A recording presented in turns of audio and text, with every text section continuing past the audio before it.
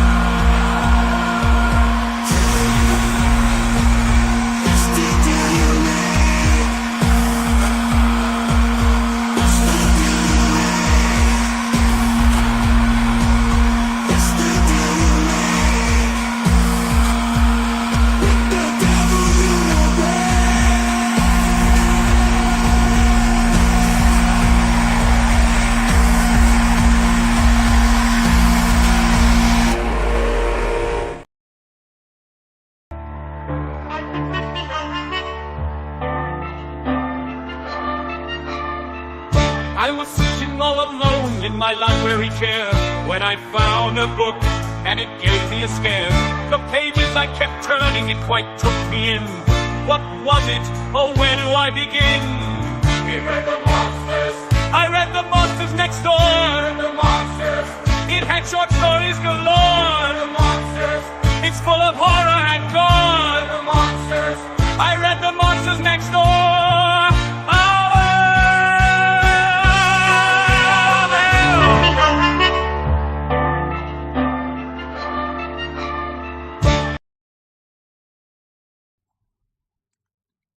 That's right. 666 viewers. I don't know why, they just seem hung up on that number. It doesn't matter, we've got the contract for his soul. Just make sure people tune in for his guest now. No, not his guest's soul. I don't know who. Grendels or Gunnells or Gundam. One of those human names, you know how they are. Yes, it's just about to start, so get a handful of demons to log in and watch and keep the sex bots down to a minimum. I don't know, he asked. Yeah, it seems rather dull to me too, I understand. Alright, make it happen. Goodbye. Oh good, you're here. It promises to be a hot time tonight. We're so glad you could drag your carcasses out of your coffins to attend. Tonight's guest has been here before. He came back! You'll want to check out his book. That's why he's here. Oh, I'm so glad I invented crass commercialism.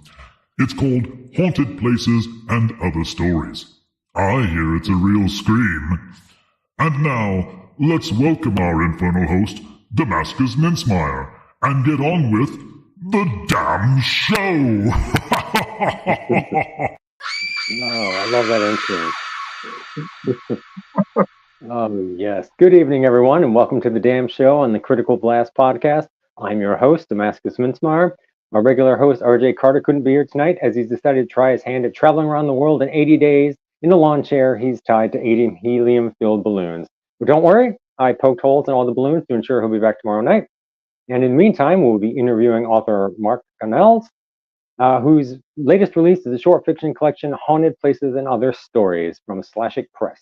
Tonight we'll be talking short stories, the weird nebulous area where ideas come from, and Rod Serling's classic TV show, The Twilight Zone. So, Mark, I would like to say hello and welcome back to the show. I always think it's fun. Thank you for having me. I always have a good time. So it's a blast having you on. You've been here, I think this is the fourth time. Yeah, I've read. This is the fourth book of yours I've read. The first one was The Advantaged. Yeah. Second one was Lucid. Then I read the novella you wrote in Septic in the Against the Clock anthology. And now this is your short story collection. And for those who may have missed your earlier appearances, let's do a little reintroduction. I like to always start my shows with a question, which is, who are you, what do you do, and why do you do it? My name is Mark Allen Gunnells. I am a storyteller. I do it because I love stories. I love to uh, take in stories, and I love to give stories. So, since I was a kid and I first fell in love with reading and realized that, books weren't just these things that came into existence on their own, but somebody actually sat down and wrote them, I wanted to do that. So I've been doing it ever since. That's excellent.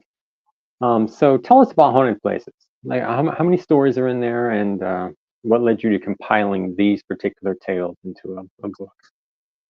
Well, let's see. I haven't really counted them. 5, 6, 7, 8, 9, 10, 11, 12, 13, 14, 15, 16, 17, 18, 20 stories. So 20 stories make up the collection. And Hey, Jesse. I, uh, I, when I put this together, I wanted to work with Slashic Press. They were a relatively new press that had just Hmm. started. Um, but I was familiar with the guys, Lee and David, who had started the press, Hmm. writers in their own right, and they really wanted to highlight queer voices, queer authors, queer points of view, and that's a subject that I'm very big on. Something I push a lot is visibility and representation in the horror genre. So I knew I wanted to work with them. Um, I have just tons of short stories. I love to write short fiction. I love to release short story collections. And when it came to compiling the stories, um, one of the things I had in mind was over the years, I've published a lot of stories in anthologies and magazines, um, but many of which have sort of, disappeared into the ether. Right. And, It does happen. yeah, people wouldn't be familiar with them.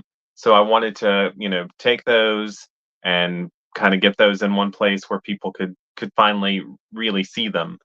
And I also pulled some older stories that had never been published.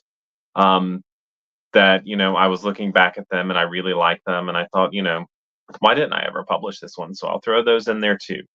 And with any collection, I always like to go for an eclectic table of contents. Um, Different tones, different subjects, um, supernatural, reality based. I like it to be sort of a smorgasbord so that people can see all the different things I'm interested in, all the different things I'm capable of as a storyteller, and that's always important to me when I'm putting together a collection.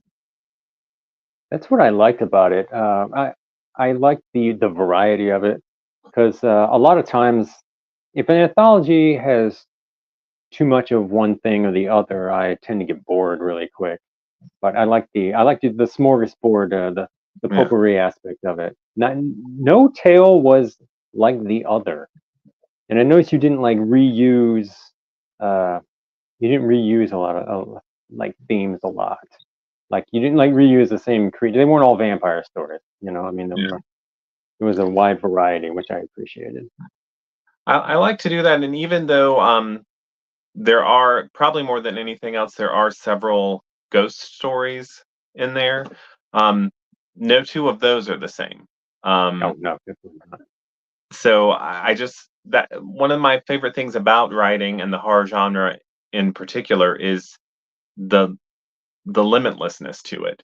Um, so I like to try different things, especially in short fiction. I feel like that's a place where you can really experiment and try different things, and I always like to bring that to my collections.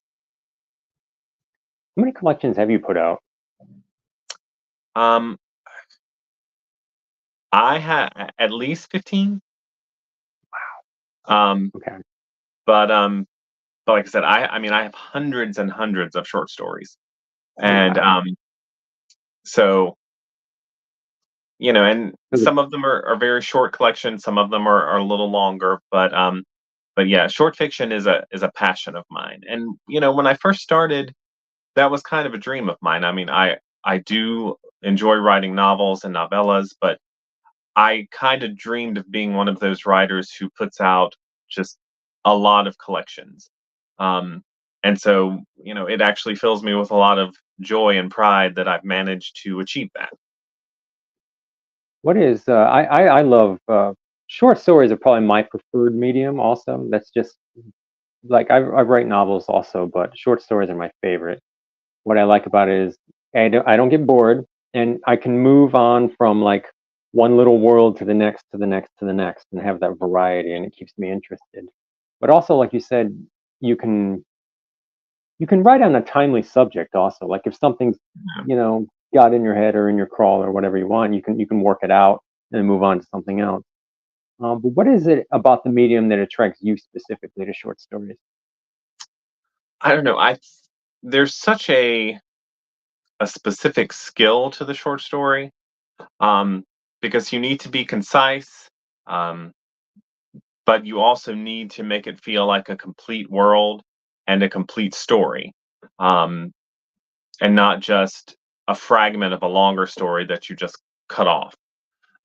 And Hmm. I like that challenge. I like that trying to make it a complete little world in such a short amount of space. And I actually find that a lot of fun and kind of thrilling. And I also there's a sort of an instant gratification pleasure that comes from it, that you can have a finished product so much quicker than there Yeah, is. that is so true. Yeah, I mean, there is the joy of really putting in the time of a novel and seeing it through, but there's just this jolt of pleasure you get from I because I write short stories of different lengths, but sometimes I write flash fiction, even micro flash, that I can just write in one sitting, and it Hmm. is good. And short stories are really good for if I'm writing a novel and I kind of get stuck or I'm starting to lose my momentum. That can kind of mess with my confidence. So I'll take a break and write some short stories where I finish several, and that kind of gives me a boost of confidence because I have a finished product that I'm proud of, and then I can go back to the novel with some renewed energy and confidence on that. So um, I don't know. I also feel like just maybe on some sort of instinctual level, I understand the beats of a short story a little more as a writer. Um, it's a little more work for me figuring out the structure and pacing of a novel.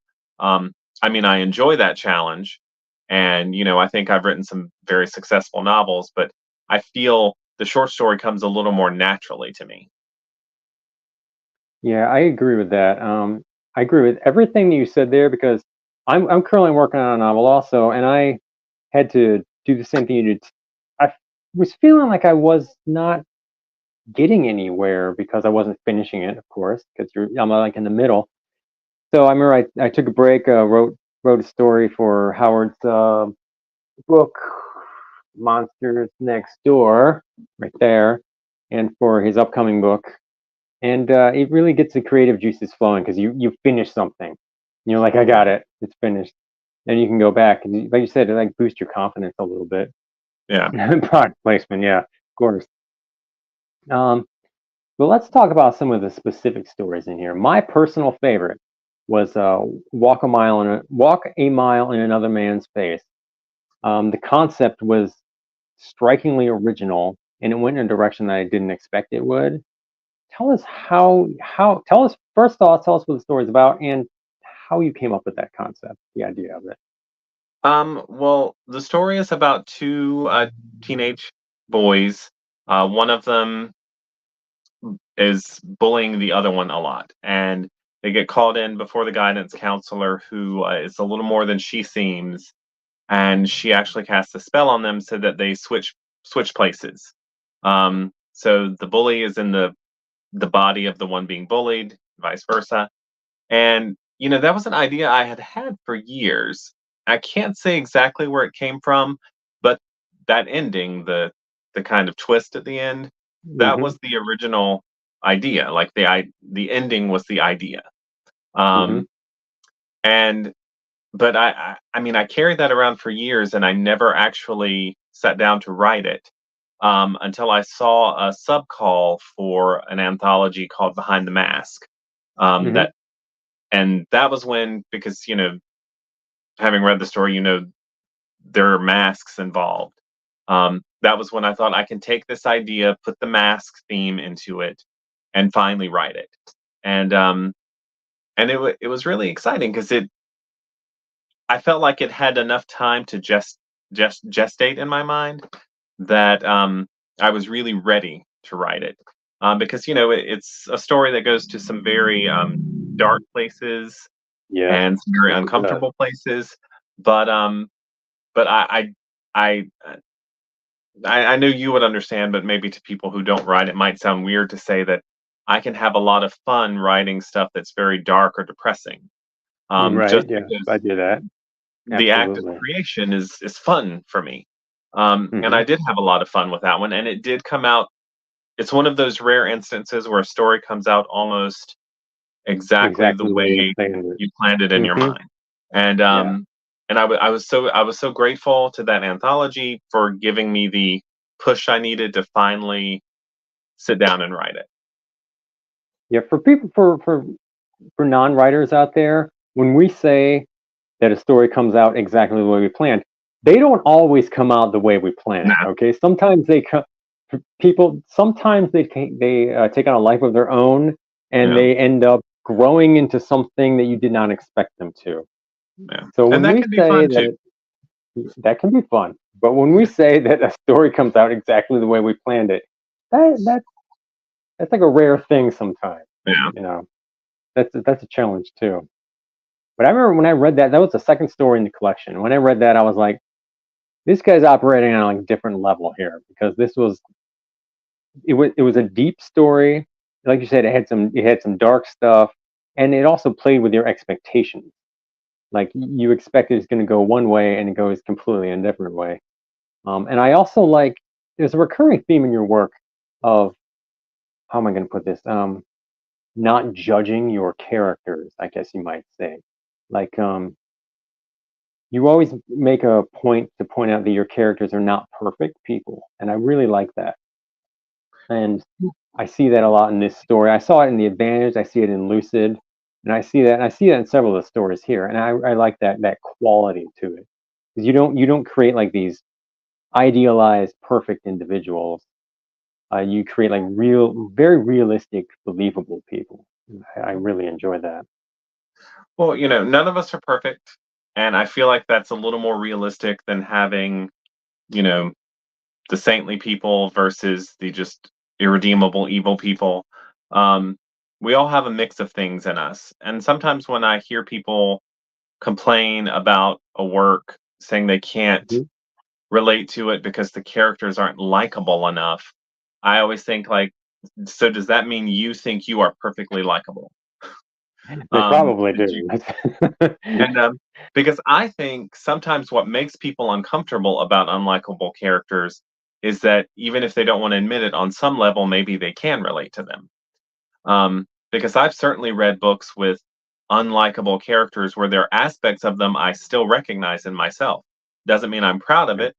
Maybe be something I definitely need to work on, but we all have a mix of things in us, and I think the characters should as well. And that Hmm. is something, you know, I do keep in my mind when I'm sort of crafting the characters and getting them started.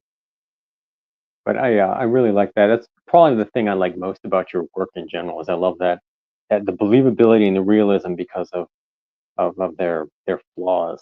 I love that flawed aspect of them is really it's actually unique because I actually don't see that a lot. I see a lot of writers create like idealized characters. Um, Mhm. but while we're on that subject of high school, there was another story in that I really liked a lot called Before and Aftermath, and that touches on school shootings, mass shootings, bullying. But the way it was structured, it was it would flash back and forth between before you'd get like a reporter or something would be talking to a survivor or a teacher or even the shooter's father, and then they would always end up asking, how could this happen? And then you'd get the flashback of how this could happen, which there again you get like the whole realistic, believable sphere of how someone could evolve into what they become, which is it was fascinating on one level, very much so. But where did Well, that come from? thank you. That's one of my older stories that appear in there, which is probably a sad commentary that it can be such an Still older relevant. story, but it's still so relevant to what's going on in the world. But and I don't know. I knew when I was writing it, I was running the risk that some people would misunderstand it, um, and think that I was trying to make excuses for a school shooter, because that's not what I was trying to do at all. There is no excuse for that kind of violence. Exactly. But I was wanting to make a commentary on the fact that when it happens, we don't really try to look for the root cause of it. We want to look for an easy answer and say, oh, he watched too many horror movies, or it was the music he Right. listened to. We don't Right. want to look at what are the lives of these people like. And when we don't do that, then we can't really focus on trying to prevent it in the future. Because if we can pinpoint some commonalities, or these things in this person's life contributed to that, then if we could do that, maybe we could start helping people before they get to that point. Um, True. so that was kind of what I had in mind when I was writing it, was just to try to show what someone's life is like that might lead them down this really dark path, so that maybe if we think about that more, we can recognize those things and try to improve the quality of people's lives in general. Um, so that was a story. I was very proud of that one when I was done, and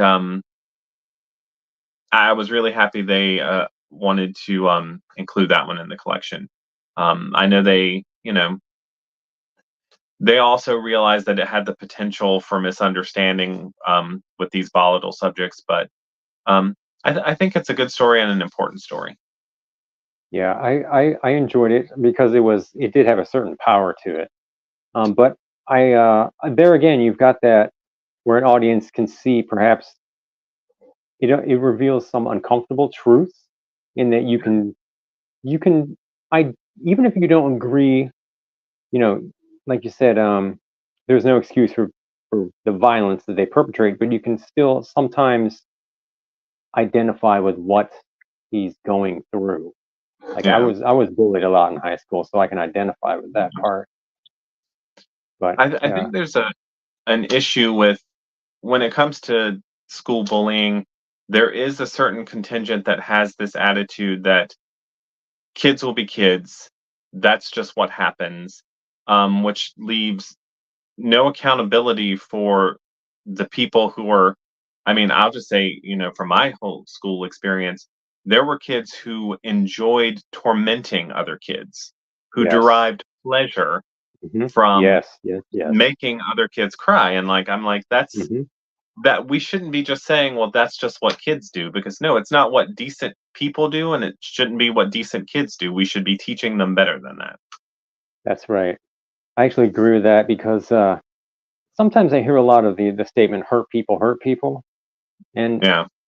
I don't always agree with that because of my own experiences being bullied. And I was like you, I would, the motivation that I would see the most was them deriving pleasure from it. There Yeah. was a very sadistic angle to it where they would derive pleasure from inflicting pain on others. So I can definitely see where you're coming from in that story. Another story that had an affecting quality was the story "End of a Rope," which some would say perhaps it doesn't belong in a horror collection, but I think that actually has probably the most true to life horror in the book. Actually, I mean, because that can be. Tell us about that story, just so the audience knows what I'm talking about. Yeah, and the end of her, that's another really older story from me. Hmm. I think I wrote that one before I had ever even published anything. Oh Um, wow. but it's about a new mother who's having the transition to motherhood is difficult for her, um, and she starts to believe that her newborn baby actively hates her and Hmm. is you know and I got the idea because I'm not a parent myself, but as I got older, a lot of my friends became parents, and all their experiences seem to be different.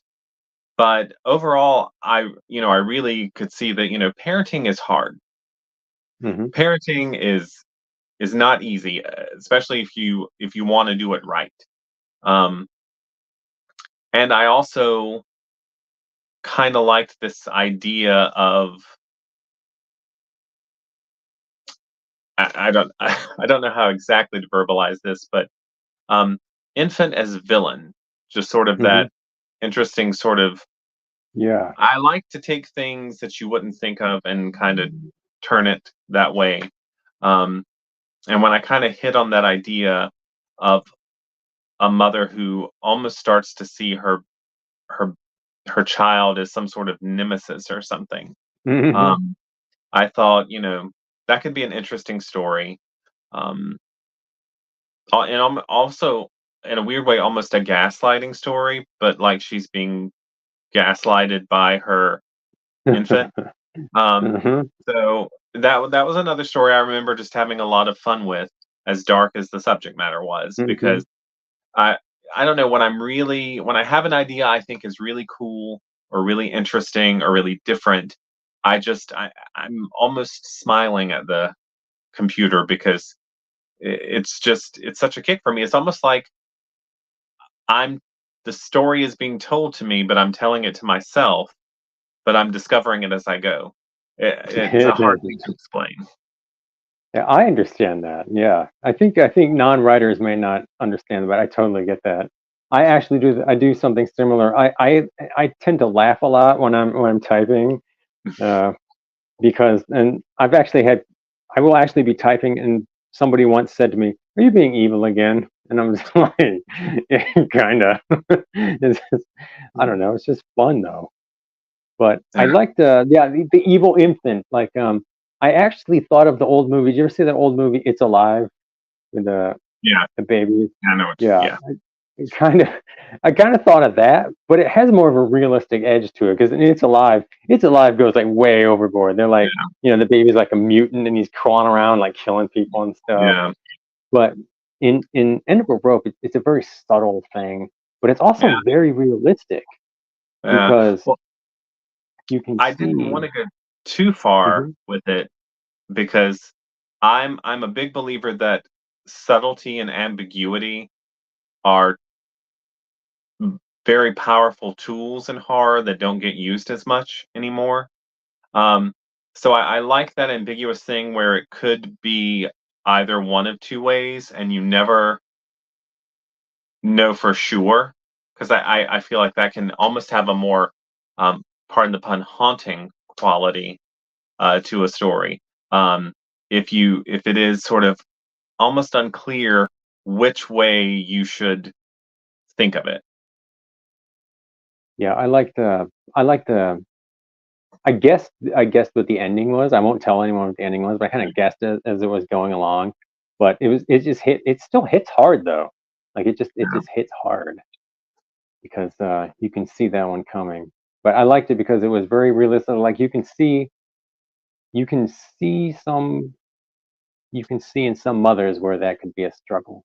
Yeah, So, but that I noticed. I think all three of the ones aside from the face changing in Walk a Mile in Another Man's Face, they're very realistic. They're like they're not like supernatural horrors.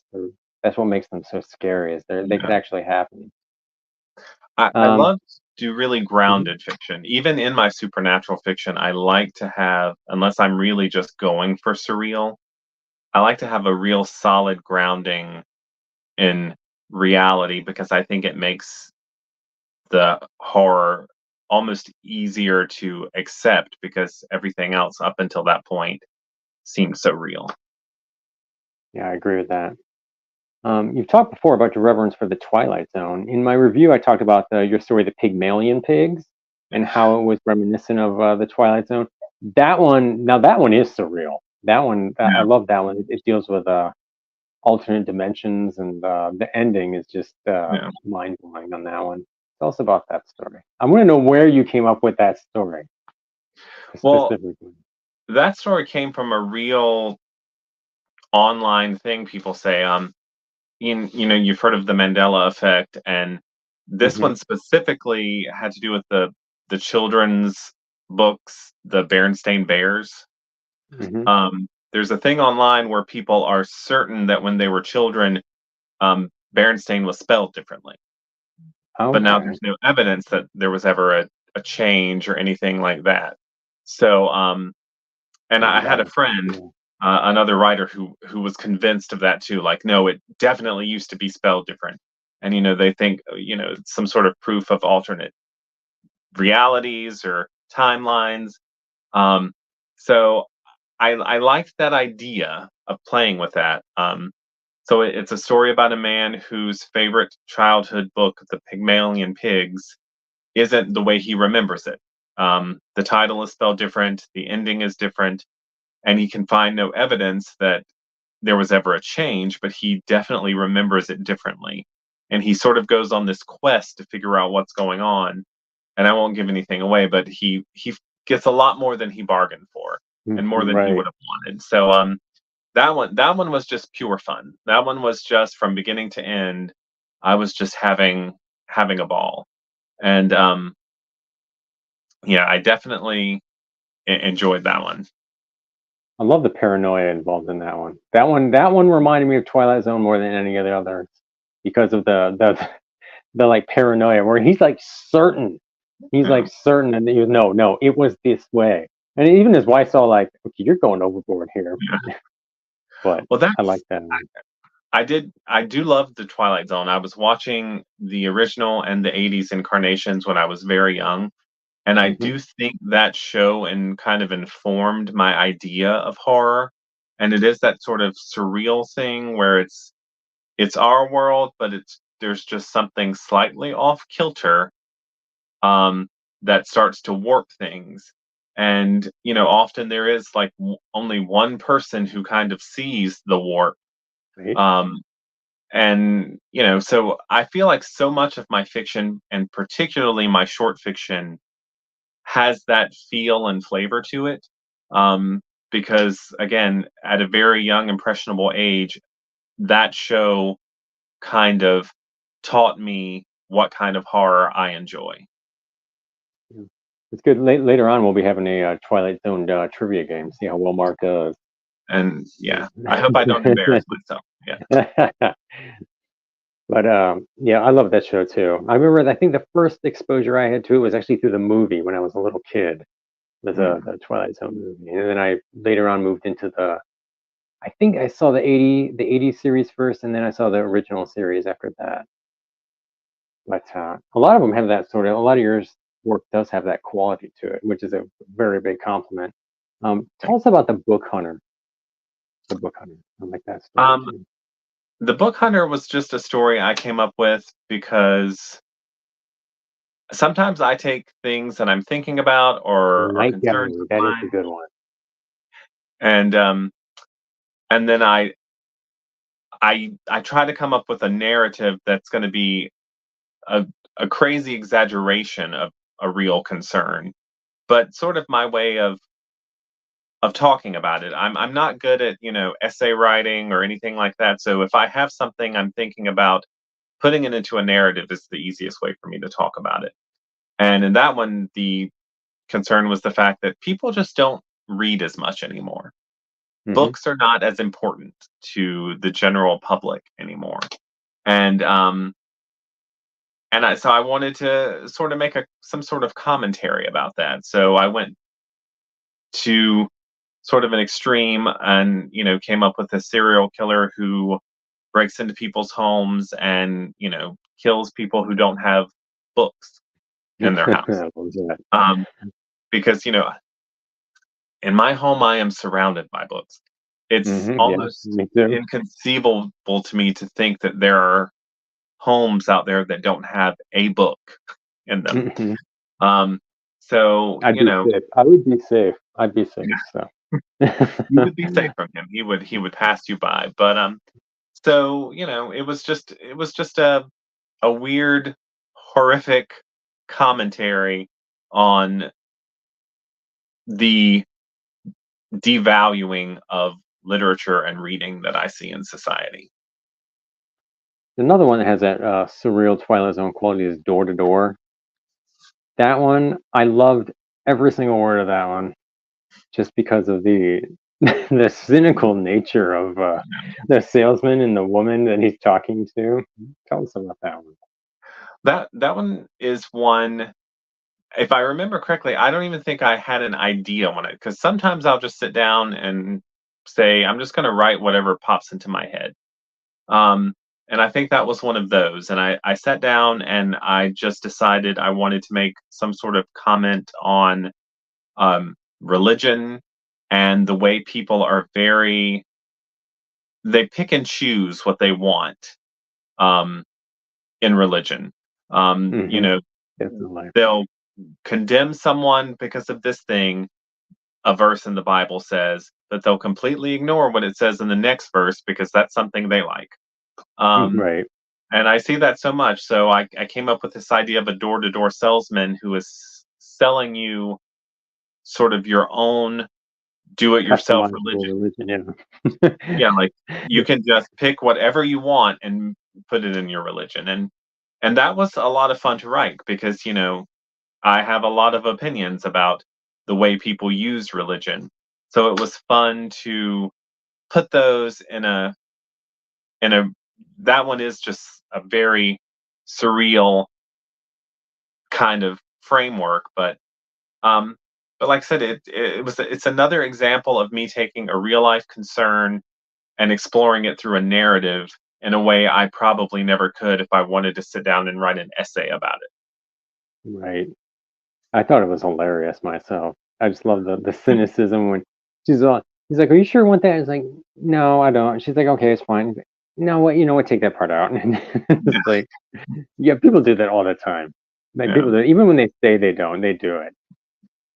But yeah. so one of your two of your ghost stories had a recurring paranormal investigator named Hudson, and Mhm. I really enjoyed him because he was like a hard boiled kind of detective sort of character.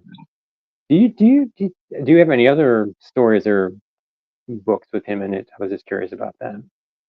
I do. Hudson has actually appeared in several stories. He made his first appearance in the first collection I ever put out, Tales from the Midnight Shift, in a Hmm. story called The Room Where No One Died, and that's kind of where he was born. Um, Oh, cool. and I like I that just kind had this idea of a haunting in a place where no one had ever died, and I needed an investigator for that. But I had so much fun with him, I started writing other stories for him. So um, I he appeared in a story in an anthology from years ago, and I had these two um, that weren't currently housed anywhere, and I'm like, I'll put both of those in there, and they're very different stories, of. Hmm. um, um, but the character is consistent, I think, in his personality, but and again, that shows like even in ghost stories, I like to explore different things. One of them's kind of almost a romance of a ghost story, and one of them is kind of a murder mystery of a ghost story. And Right. but yeah, I really enjoy sometimes revisiting characters. And when I wrote that first story, I didn't intend to write more stories with him, but he was just so fun. He didn't leave my mind. And even in the one The Boy in the Pond, when I first got the idea, I didn't know it was going to be a Hudson story. But then once I started developing the idea, I thought, well, of course it would be Hudson who would be investigating this. So, but yeah, he's a fun character and gets into some fun adventures in his paranormal investigator role. I liked his personality quite a bit. How he's hard boiled, business like, and yeah, I like that part where he like he pretends that he knows what like being in a relationship is like. But he's like, but when you hear his monologue, it's like his interior monologue, he's like, I don't have any relationships. It's like I don't really want any. No, Hudson's all about the work Yeah, and getting paid for the work. being paid for the work. That was I think my favorite part of was he likes getting the green at the end. Yeah. So short stories like you've mentioned before are a tricky art to master. Who would you think out there of all the writers, who are the masters of a short story? I think one of the best living short story writers we have right now is Brian Hodge. I don't know if you've ever read any of his work, but he is a great writer, and his short story collections are always just killer. Um, Hmm. and I mean, some of my favorites are he has a collection called Lies and Ugliness, which is Hmm. wonderful. Um, he has one Picking the Bones, which is wonderful. But he does some of the best short story work. So I always recommend him. Um, I also, love the short story work of Clive Barker. Um, Yes. I love his novels too. As I love his epic, you know, long novels, but he can really tell an impactful, powerful short story.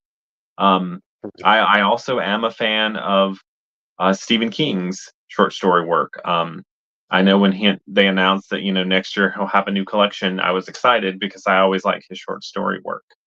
Tananarive Due also does some really good short stories. She has two collections, Ghost Summer and The Wishing Pool, which I highly Hmm. recommend. Um, going back, I'm very fond of the short story work of Ray Bradbury. Um, he just really created these beautiful little almost dramas in his short fiction. Um, and I like how even some of his novels are really just connected short stories Hmm. um, that are put together. But those are definitely the names that come to immediately to mind for me.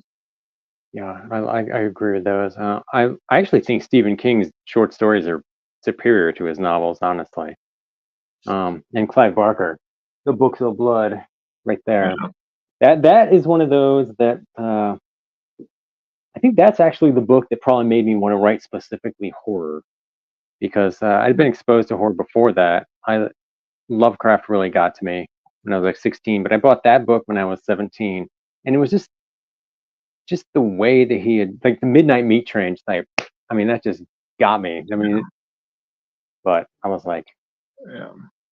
I mean, they were mm, visceral and powerful and mhm. original. I mean, even in, one of my favorite short stories of his is In the Hills, the Cities. And Yeah, in some ways, you could say the structure of it isn't that original. It's a bickering couple who wanders into this strange town, which, a kind of structure that Stephen King has done a lot. But hmm, what he does with that is so unexpected and almost shouldn't work. It's so out there, but he makes it work. So I do love his short fiction, and he has a few that were released, in anthologies after the Books of Blood. He had one called Coming to Grief that I think was in Prime Evil, and one called Hackle's Tale that was in an right. anthology. Um, and those I thought were just as powerful and just as, impactful and emotionally resonant. So yeah, he definitely does some great short fiction. I love his. I think the ones I love the most outside of Books of Blood are from the Revelations anthology. Oh Chiliad, I think yeah, is the name of the story there. Those, I love those. those are good too. Yeah. But In the Hills, the Cities, man, how does someone even come up with that?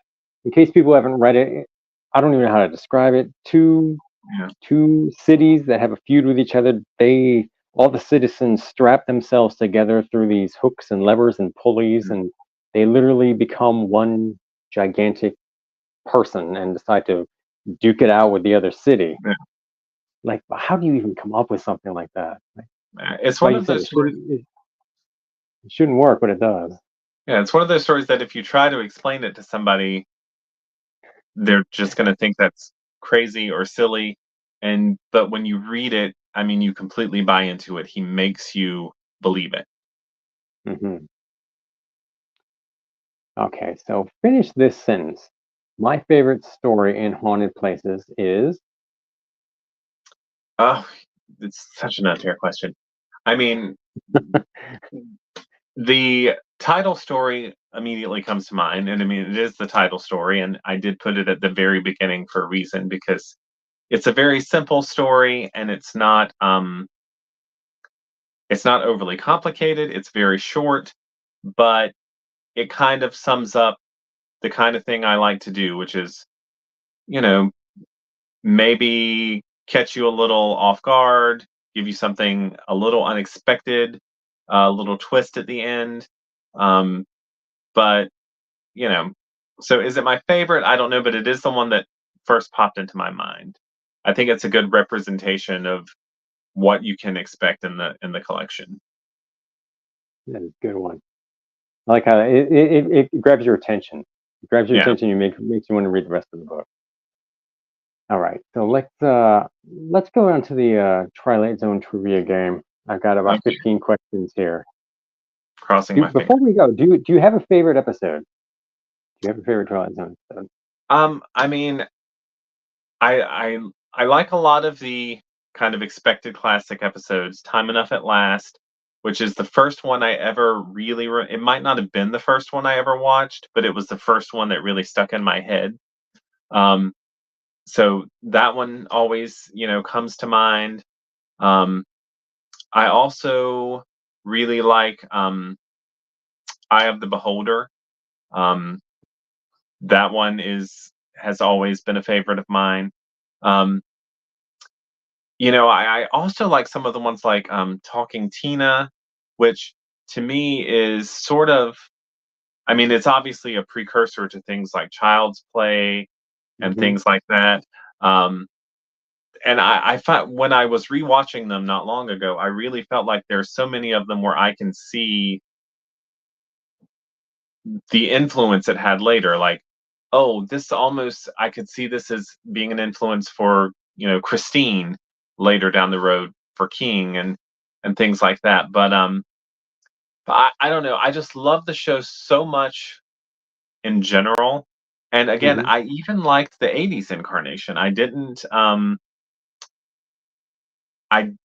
I didn't think it, maybe had quite the same impact, but it had the same flavor. It had the same spirit to it in a way that I Yeah, felt like the other incarnations that came later didn't quite get. I think my favorite episode of the original series is the Prime Mover with Buddy Ebsen, where they go to Las Uh, Vegas and he's got the telekinesis. He's like, Ace, I don't think we should be doing this. And he like makes Ace lose, and the mafia yeah, guys are going to kill him and stuff. I like that. And then you think he's lost his powers, and at the very end, he's all like, when he picks up the broom with his telekinesis. yeah. I like There's that one, yeah, probably. so much great stuff. All right. So let's see here. Okay, they're going to start easy and they're going to get harder. Okay. Okay, let's see here. Okay, number one. Once it's translated by Earth scholars, what does the book The Aliens Give Humanity prove to be in the episode To Serve Man? Okay. Oh yeah, that you did start easy. So To Serve Man is in fact a cookbook. Correct. In this one, we just talked about this episode. In the season one episode, Time Enough at Last, Burgess Meredith plays a bookworm who survives a nuclear bomb blast only to break what? His glasses. Poor, poor man. I was so I was so devastated for him. I remember I first heard of that one actually in the movie when they actually talk about that one, and then when I saw it years later, I was like, "This is the one that Dan Aykroyd was talking about in the movie." All right, let's see. Okay, in a related question, what profession does Burgess Meredith's character play in the fascist future dictatorship of the season 2 episode "The Obsolete Man"? A librarian. Yes. Okay. In the season 2 episode "The Howling Man," who did the monks at the isolated abbey claim the man imprisoned in their basement really is? I think they said he was the devil. That's right. That's one of my favorite episodes. Also, I love that one. I love how that You one, know, like the camera angle. If you notice when you watch that one, the camera's never like straight on. It's always at an angle like yeah. that. I like that. It's pretty And I thought of one. Everyone knows William Shatner for being in the one on the plane, hmm but he did another one where there was a like a little And the he stopped diner. at the Yeah, diner yeah. and there was the machine that would like tell the future. hmm I can't remember the name of the episode, but in a lot of ways I like that one even better, maybe because it's not as well known. I think it's Nick of Time Yeah, actually, that is because they're about to go across the street, and he had yeah, just read the fortune, and they didn't get run over by the car, and then he yeah, really believes it's true, and he goes back and then becomes obsessed with it. yeah. All right, let me see. Okay, in the season 3 episode, 5 characters searching for an exit, a random group of strangers are trapped in a round room surrounded by a high wall. What is it revealed they are trapped in at the story's climax? They are in a toy box. They're toys. Yeah, that one freaked me out when I saw it the Yeah. first time. That was one of Sort those of I a was like, sort of a precursor of both Toy Story and in a weird way, when I watch it now, it reminds me of the movie Cube. yeah, yeah. It's got that Yeah, same sort of like cube and saw sort of like can't escape yeah, the area. Yeah, like in a single location. Right. Yeah, yeah. it does have that sort of flavor to it. Okay, in the season 5 episode, "The Jeopardy Room." Okay, Martin Landau plays a U.S. spy trapped in a hotel room by his KGB adversaries. What is the secret bomb the Russians placed in the room hidden in? I think this is going to be the first one I don't get because I don't remember that episode very well. I'm going to have to take a pass Hidden on that one.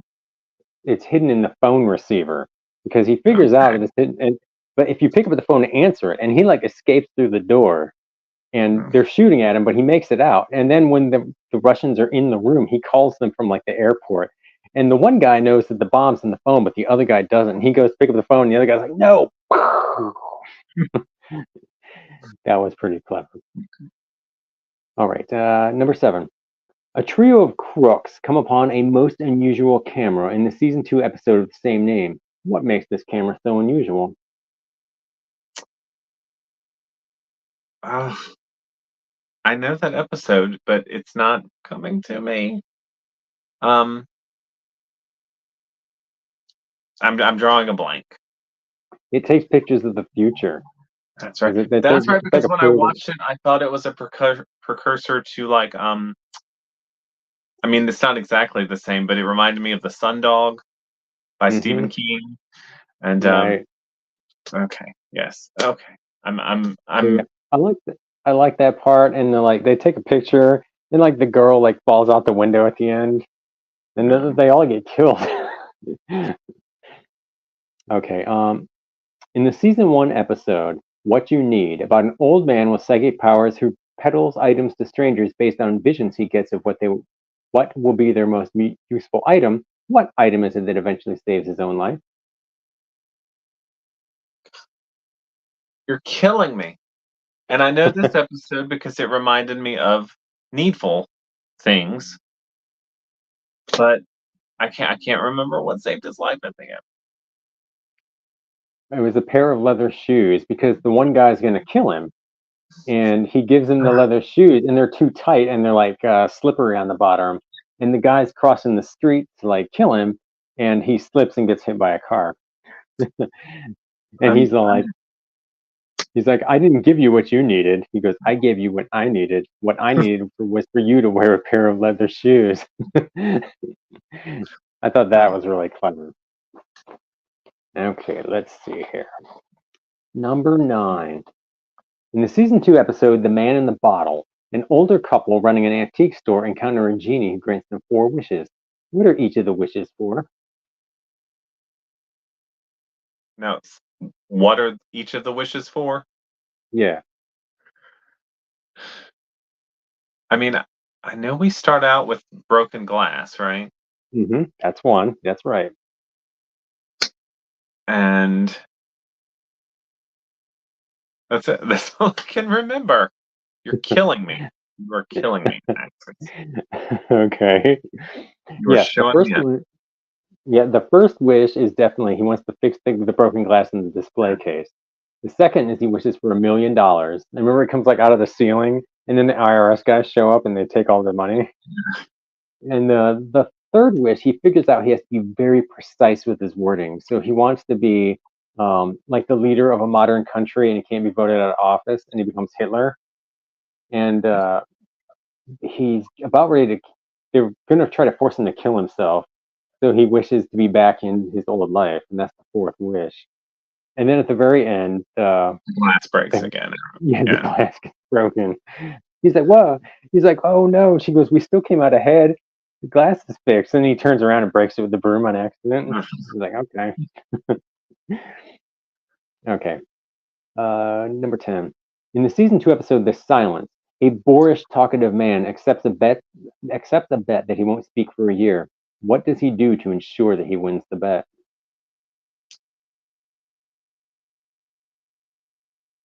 Um, didn't he like? He didn't have a tongue or something, right? You're close. You're very, very close. I'll give you this one. He has a surgery that severs his vocal cord. Vocal cords. Okay, And, yeah. and he was going to have the surgery reversed once he won the money. But what he didn't realize was that the guy who challenged him to the bet is actually broke. So, Yeah. like, that's like a double twist right there. All right, number 11. The population of a small town that survived a nuclear war takes its orders from an unseen leader who lives in a cave in the season 5 episode, The Old Man in the Cave. What is the leader's identity revealed to be at the episode's end? Goodness gracious. I don't know that episode well enough.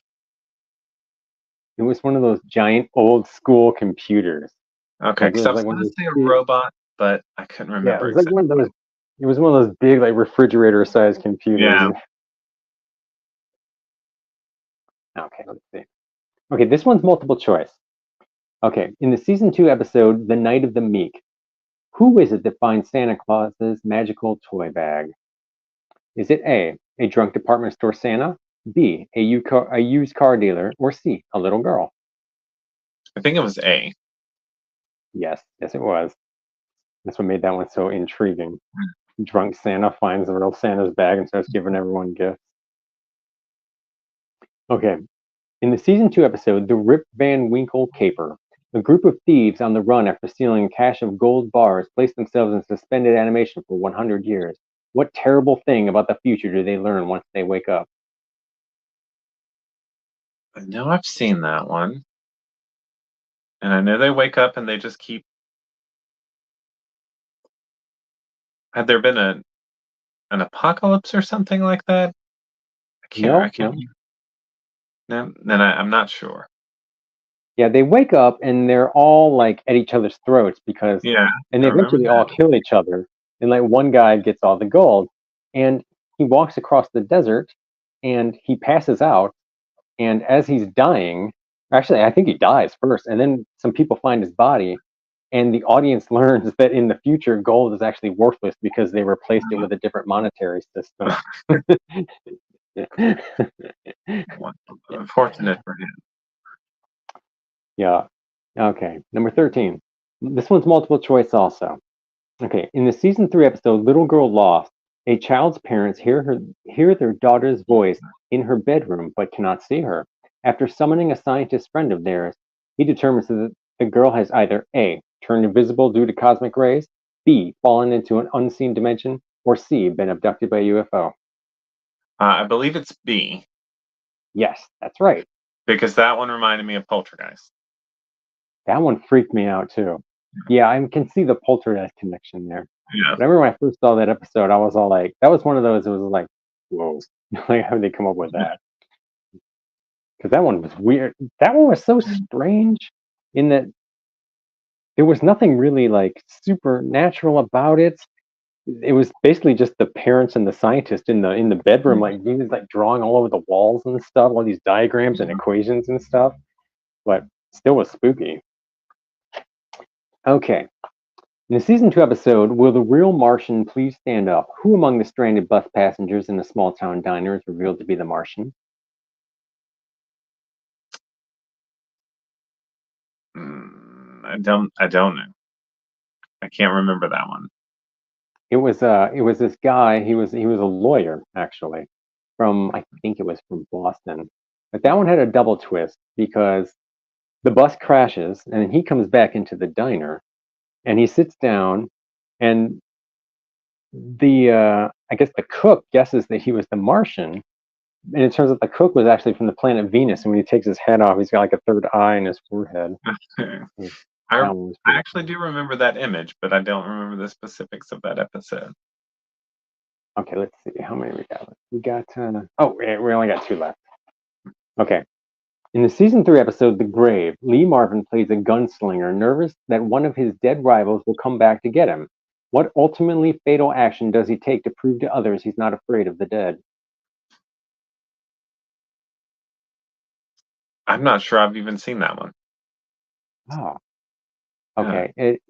Lee Marvin, he's getting drunk because this guy that he killed, they say that his ghost has come back and is hunting for him. And he's actually scared, but he's trying to prove that he's not. So he accepts this bet to go to the cemetery and I I can't remember if he's supposed to sleep there all night or not, but he's supposed to put his knife through the grave to prove that he was there. And he puts it through his coat and he has a heart attack and dies. So that's the thing. He visits the grave and accidentally puts the knife through his own coat and he has a heart attack. Yeah, I don't think I've seen that one. Yeah, Lee Marvin was in 2 episodes. He was in the other one. It was called Steel, where he they have robot boxers in the future, and he ends up boxing Yeah, one. I have seen that one. Okay. Number 15. What famous science fiction author penned the season 3 finale, I Sing the Body Electric, about a robot nanny caring for 3 children? Well, that was Ray Bradbury because it's the only Ray Bradbury episode. That's right. Good job. I like that one. Okay. This one's like a bonus question. Okay. You're an acknowledged Nine Inch Nails fan, just like you're an acknowledged Twilight Zone fan. But Mhm. did you know that Trent Reznor is also a Twilight Zone fan? 2 Nine Inch Nails songs are actually named after Twilight Zone episodes. Do you know which songs they are?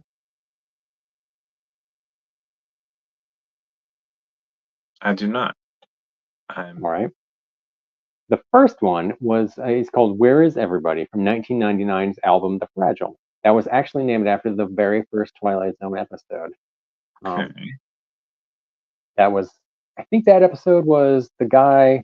He's like wandering around in the town, Yeah, he and went back to his everyone's hometown or gone. something, I think. Yeah, and Yeah. he's actually like the astronaut in the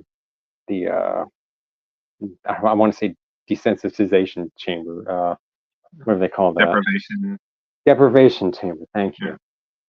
you. Um, that actually, there's another more trivia about that. That was actually filmed on the Back to the Future, what later became the Back to the Future courthouse backlot. That episode was Okay. actually filmed there. But that was one. Where is everybody? And the other one was a song called "The Four of Us Are Dying" from 2008 album "The Slip," which was named after a season 1 episode where the guy he can make himself look like anybody's face, and Yeah. he ends up looking like 4 different people, and he gets killed at the end by his own dad. Well, I clearly need to get back into watching it because when I started getting into watching the 4th season because The fourth season is the season they went to hour-long episodes. Yeah, that's right. And when it was streaming, they didn't have season 4. Hmm. Like when it was on Netflix, they had seasons 1, 2, and 3, and 5. Hmm. I'm not sure why they didn't have the rights for the hour-long episodes. But I bought the DVD set because I'm still, you know, I'm an old man and I like the old technology. But so I started watching some of those hour-long episodes because I hadn't seen so many of those. I still have VHS tapes, man. You can't claim the old technology, okay? Wow.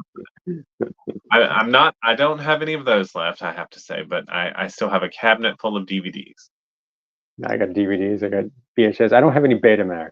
That was before my time. All right. Yeah, actually, that was actually really fun. So I'm going to do something a little different here at the end, and I'm going to turn the floor over to you. And a lot of stories in haunted places are short, microfiction. Yeah, Damascus needs a Blu-ray player. Yeah, yeah. RJ, like I get lots of offers for reviews to review like Blu-rays, but I'm like, I don't have a Blu-ray player.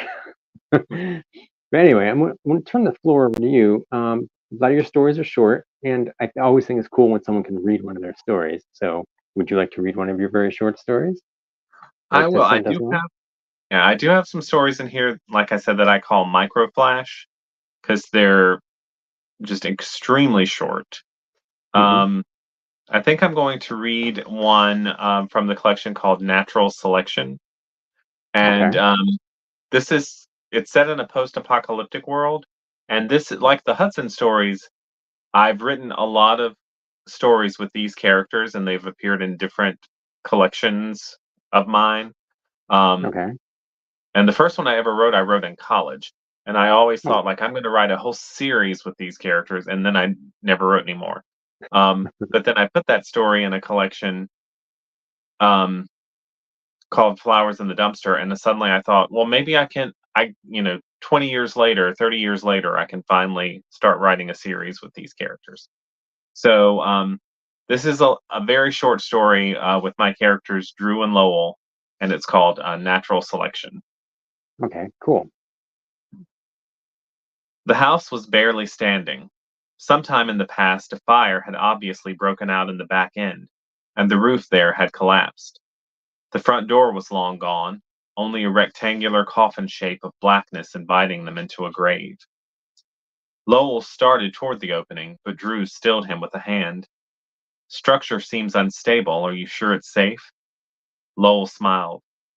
Is anything in this god-forsaken world truly safe? Having no response to that, she released him to enter the house, and she followed after one last look around the street to scan for scavengers or thieves. She saw and heard no one. They appeared to be alone in this deserted neighborhood. Inside, she found Lowell moving slowly, testing each floorboard before putting his full weight down. Lowell was no fool, and she had taught him caution was a necessary survival skill in this decimated world. The place showed signs of semi-recent habitation from squatters. Threadbare blankets and food packaging and an old metal trash can where a fire had obviously been built right in the middle of the room. Such a homemade heating system had probably been responsible for the destruction at the back of the house. As Lowell made his way slowly across the room, he talked.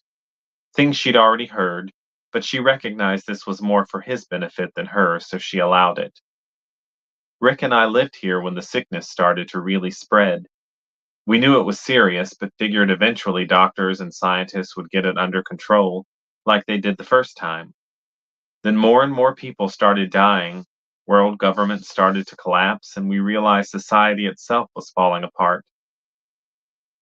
We stayed here as long as we could. This was our home, after all, and we had scrimped and saved for years in order to afford the down payment. We were stubborn and didn't want to leave. Eventually, food became scarce, and nicer neighborhoods like this one used to be were being looted. So we packed up some stuff, only the necessities, and headed for the city where we hoped to find safety. What a joke. All we found there were the two creeps who killed Rick and would have killed me if you hadn't come along and stopped them. Drew remained silent as Lowell reached a door in the far wall and opened it to reveal a small closet. He bent and pulled out a moldy cardboard box. "It's still here," he said with an almost childlike excitement. He pulled back the flaps and began rummaging through the contents. Drew stepped closer, thinking the box could contain nothing of importance since none of the people who had used this place as a temporary stopover had taken anything away with it. Of course, she recognized that something's importance was often subjective and personal. Lowell squatted on the floor and pulled out a dusty leather-bound photo album. Opening it, the first picture was of two beautiful young men in tuxedos, smiling at the camera from a world that no longer existed. One was only vaguely recognizable as Lowell himself. "That's him," Lowell said, tears cutting tracks through the grime on his cheeks. I had forgotten what he looked like. I could no longer picture the contours of the face I used to know as well as my own. But this is him. This is my Rick. Thank you for coming with me. I had to get his face back. Silently, Drew stepped back outside, leaving her friend alone with his tears and memories. That's that. That was wonderful, man. I Thank like you. that story. That one kind of tugs at the heartstrings a little bit. It's got a little bit of a. I think in my review I said that one's tugs at the nostalgic heartstrings because that's like his little fragment of the world that doesn't really exist anymore. Yeah. I like that. I like the idea of him just wanting to get someone's face back, just to get it back in your memory. It is amazing. So what's next for Mark Allen Gunnells? Well, I don't have release dates yet, but I know next year I will be releasing another collection. Oh, cool. This one from Unnerving Press called Portable Magic. This one will be a little less horror and have more of a Bradbury feel to it. It has a nice wraparound story that I had a lot of fun writing, and all the stories deal with writers and writing. Cool. But I'm really excited for that one. And somewhere down the road, I have a novella called Social Media Life that's due to come out. And I'm working on a very personal non-horror book right now. That I'm not sure what will happen with that one when I'm done, but that's kind of my focus creatively right now. All right. Any shout outs you want to give? Well, to my beautiful husband Craig, who I know is watching as always. His support means everything to me. Some of my siblings, I don't know if they're still here, they dropped in. So hello to them if they're still watching. And just anybody who's ever read any of my work, I appreciate you. Whether you loved it or hated it, I still appreciate you. Where can people find you online? I'm in most of the usual places. I'm on Facebook, Mark Allen Gunnells. I'm on Instagram as Make Reading Cool Again. I'm on that Blue Sky thing as Mark Allen Gunnells, but I haven't really been engaging as much on that yet. I did the same thing. I've got one on there. I'll have to find you, but I've used it like maybe 3 times. Yeah, and I still do have a Twitter or X or whatever it's called account, Mark A. Gunnells, and I have a blog, markgunnells.livejournal.com, that gets updated semi regularly, and but mostly those places. I'm always on there yakking about books and politics and life and everything. I call it Twix. I call Twitter Twix because it's Twitter and X Twix. That's what I call it. That's not a bad name for it. All right, Mark. It's been absolutely amazing having you on as a guest tonight. It's always really, really fun. And I look forward to having you again when your new collection comes out next year and your novella comes out. I would definitely want to see you on again. And don't forget, everyone, to head on over to Amazon and check out Mark's book, Haunted Places and Other Stories. And if you enjoyed tonight's show, remember, like, share, subscribe to Critical Blast on YouTube. That's it. That's all I got to say. And the damn show is done. Now, wasn't that pleasant? Thank you for not screaming too loudly during the interview. The ushers will now flip the switch to run the electric current through your seats. And remember, once your flesh has grown back onto your charred bones, do come back for more. Some other damn time, same damn channel.